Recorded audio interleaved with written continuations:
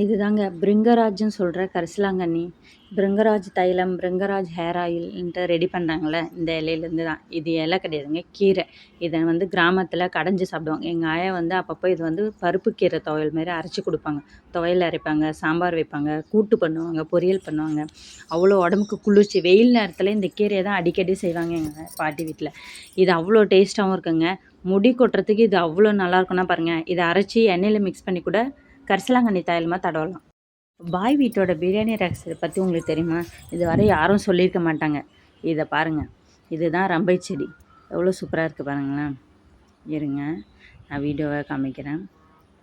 இது வந்து புலாவுக்கு, பிரியாணிக்கு செஞ்சு முடிச்சோன்னே இது மேலே போடலாம், இல்லை வதக்கியும் போடலாங்க. நல்லாவே இருக்குன்னு, வாசனையாக இருக்குன்னு சொல்கிறாங்க.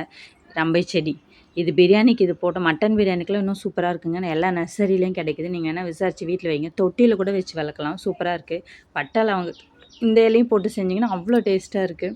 நீங்கள் ஒரு வாட்டி ட்ரை பண்ணி பாருங்கள். இல்லை நீங்கள் செக் பண்ணிவிட்டு கமெண்டில் சொல்லுங்கள், இது எப்படி இருக்குது, டேஸ்ட்டாக இருக்கா, இல்லை செய்யலாமா வேண்டாமான்னு. ஆனால் நாங்கள் செஞ்சுருக்கோம், நல்லா தான் இருக்குது. நீங்கள் ஒரு வாட்டி ட்ரை பண்ணி பாருங்கள். தெரிஞ்சுக்கிட்டு கூட செய்யுங்க. ஏன்னா தெரியாத ஒரு விஷயத்த முதல்ல ட்ரை பண்ணும்போது நல்லா தெரிஞ்சுக்கிட்டு செய்யறது நல்லது தானே. பாய் வீட்டு பிரியாணி ரகசியம் இன்றைக்கி தெரிஞ்சிருச்சுல எப்படின்னு. நீங்களும் செஞ்சு பாருங்கள். நானும் செஞ்சு பார்க்குறேன், எப்படி இருந்து சொல்கிறேன். பாய்.